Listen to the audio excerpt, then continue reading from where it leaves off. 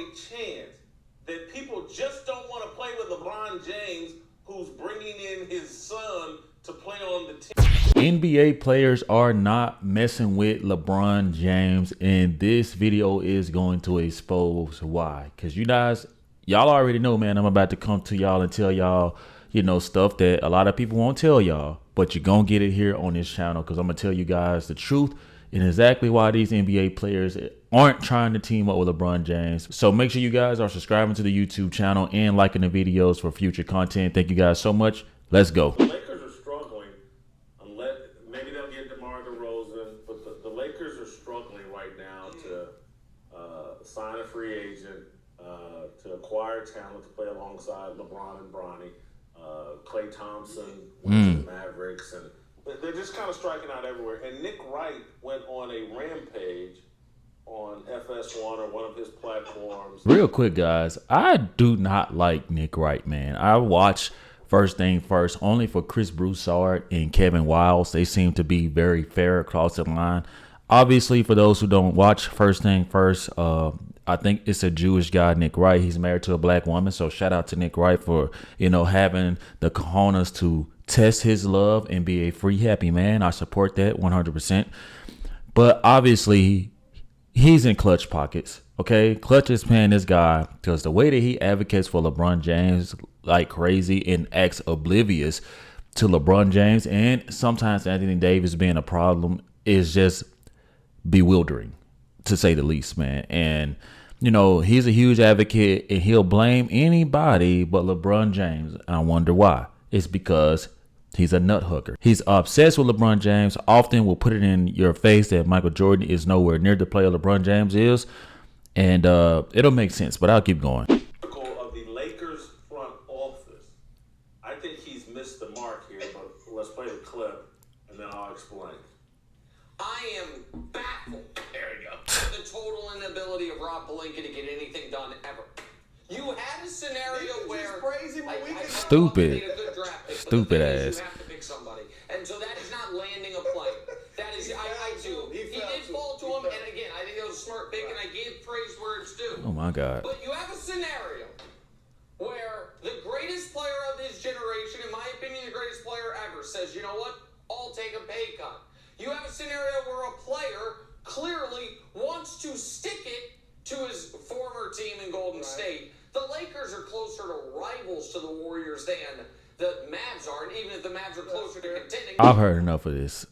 This dude here, man, with this crooked ass nose, bro, looks like it's been broken 5 times, refuses to put any of the blame on LeBron James. And it's funny because when Chris Carter was on this show, he kept Nick Wright, man, in his place. He challenged Nick Wright. He didn't let Nick Wright act like this, man. Nick Wright was not. The only reason I was watching the show from the rip and before I even heard the First Thing First was because of Chris Carter. Huge fan of Chris Carter. Obviously, they let him go due to conduct reasonings. But Nick Wright, man, he is humiliating himself and he will not state the obvious. How is another player? First of all, LeBron James, okay, he gave a 2 to 3 day notice on taking a pay cut. What the? I mean, like, that's not really enough time to get a lot of stuff in motion, okay? On top of that, Nick Wright is oblivious to the fact that LeBron James could impossibly be the problem. Is there a chance that Klay Thompson's daddy knows the culture with the Lakers well enough to tell his son, you don't want to be a part of this, baby boy. Go someplace else. Is there a chance that people just don't want to play with LeBron James, who's bringing in his son to play on the team, and perhaps it's not Pelinka's fault? Thank you. Lakers have never had a problem attracting free agents, ever. They, again, look at their history from Wilt Chamberlain, and I'm not even talking about, they acquire whatever it is they want. Maybe it's LeBron James, and people don't want to hop on LeBron James' little plaything where a player has all the power to the point that he can bring his son on the team. Maybe that's the problem. Before this guy even goes, because he's pretty much going to say everything Jason Whitlock is going to say, I'm assuming. Jason Whitlock has nailed it once again. And you guys know the same thing. Nobody wants to show up and play on a team where, first of all, they're going to be scapegoated. they're going to be the reason. They're going to say, oh, you were shooting like this on this team. Then when you got with LeBron James, you act like you can't shoot. Does it ever occur to you that a player's mental is just not the same when they're under a diva? They're not happy. They're not ready to do their job. They're not excited. It doesn't feel like the grind that they were used to when it was a team organization, not a player organization. That's where people go wrong with me. And their takes is always everybody but LeBron James. These are veterans. You think Klay Thompson is interested? We're going to pull it up here. Why Klay reportedly chose Mavs over Lakers in NBA free agency. Regardless of what Klay Thompson dad tells him, man, like, he has a set of eyes. He knows what a winning culture look like. Two, I feel like he will not disrespect Steph Curry like that, even though I think that it was tempting. Maybe if the situation was different, maybe if the Lakers weren't a complete shit show the last few years and LeBron James passively letting his teammates get vanquished by the media, maybe Klay Thompson would be interested in that. But because players see how LeBron James is, he doesn't really have your back. It seems like him and Anthony Davis are at odds sometimes. And at the end of the day, man, like, it's just not winning basketball with this guy, LeBron James, anymore. It's more of a script. It's more of a story. LeBron James has bought into the limelight of, the Hollywood situation. And these players, I mean, maybe they can get DeRozan. DeRozan definitely seems desperate to be in LA. So maybe they can get him, at a decent deal. And I'm going to tell you guys, man, I still don't think that would be enough, man, because at the end of the day, man, I believe that's the reason Christian Woods gave up. What's the guy? Vanderbilt, Gabe Vincent, and it was another guy. I can't remember his name. I believe they gave up on LeBron James because, man, at the end of the day, these guys have pride. Ain't nobody trying to be a part of this shit show. Ain't nobody trying to be a part of a script. When we have to take care of our families, man, we don't want to get out here and put this bad tape out and not have anything to show, what I'm saying, when it's time for free agency. And LeBron James can't blame anybody but himself because players saw how you treated Westbrook. They saw how you did Darvin Ham. And at the end of the day, man, like, nobody's afraid of the LeBron James show anymore. Like, bro, you wanted all this, you have it, but don't include me on this. But I see here where it says Klay Thompson was like, the Lakers were extremely intriguing, but the financial savings from living in Texas as opposed to California, on top of the Mavericks being 3 wins away from a championship last season, was a big factor in his decision. Now, I get that. I stay here in Dallas, Texas. Obviously, it's worth it. I will say that. But I just think deep down that Klay Thompson saw what was going on and just doesn't want to be a part of it, man. And then you see where Klay Thompson was replaced by Buddy Hield, who has now joined the Golden State Warriors, and they're calling them Splash Buddies. Man, that's pretty creative, man. And you see a guy like him, who LeBron James has been trying to get to play with for a while, and guess what? Buddy Hield gave his ass the Heisman. Get your ass back. I'm not trying to be a part of this show. You got your son here, who obviously Bronny James has put on so much weight in his face that you could tell this guy's full of mass gainer and creatine just to make the NBA. And that's going to affect his game to me at some point.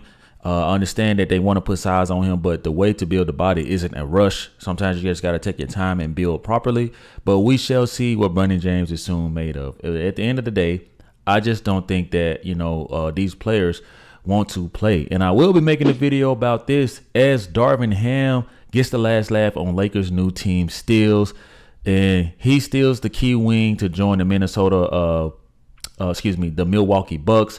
And the Torian Prince sign and trade was lovely. I don't know if it was sign and trade or if they had to give up any draft stock, but I do plan on doing a video about this, as I do support Darvin Ham. I don't like the way that LeBron James did him. Going back to say, man, that this is just wild to me. And I think that, these players have a reason to not take LeBron James seriously, nor the Lakers. But Jason, for Nick Wright to think that somehow LeBron James and Clutch Sports Right. is not some sort of affiliate of the Laker organization is completely disingenuous. James himself took the maximum deal for 2 years. So basically now the Lakers are in a cap situation where their budget is a little bit, let's face it, it's compromised. And guess what, guys? This is what LeBron James wanted. He wants everything without giving up anything. Even Tom Brady, guys. You mean to tell me that y'all don't think that LeBron James could get a lucrative $300 million deal post his NBA career? Even Tom Brady knew how to take pay cuts to get to where he needed to get and to get the GOAT title. And LeBron James seems to think that he can continue to get every piece of the pie and eat it all himself and not leave anything for people to help him. You know, that just doesn't make sense to me. And rather, of course, Klay Thompson's dad is going to come out and say the right things. He's working the organization. Guys, I know how to do business. I know how to put on a face to tell you anything you want to hear if it's going to bring me good business and continue to keep me employed. That's just business 101. Why would he come out and say, I told my son not to come here and I work here? Do you think he'll still have a job? No. So that doesn't mean anything to me. I think that Klay Thompson did the right thing. I think Buddy Hield did the right thing. And I think that a lot of players are going to pass on LeBron James. I think that DeRozan has been begging the Lakers to get there. I don't know if that will ever be enough for the Lakers to get over the hump, man. This is going to be a very interesting Lakers season because I foresee a lot of disappointment, man. Unless they can do something drastic, maybe not now, but by the time the trade deadline comes, maybe they can revamp, but then they're going to come with the excuses. Oh, we had to relearn how to play with this player. Oh, we had to do this. Oh, we had to do that. Laker Nation isn't going to hear that, and LeBron James is going to be the reason why. So you guys tell me what y'all think about LeBron James, man. Pretty much ruining his chance, ruining Laker Nation, man. And, you know, if you guys like it, then, hey, kudos to you. The whole Laker situation is funny because it's split. It's 50% just pure LeBron James fans, and it's 50% of Laker fans, which in totality really make up 100% on each side. But I want to hear what you guys have to say about this. Drop your comments in the comment section. Thank you guys for watching. Subscribe to the YouTube channel. See you guys next time. Peace. Yeah.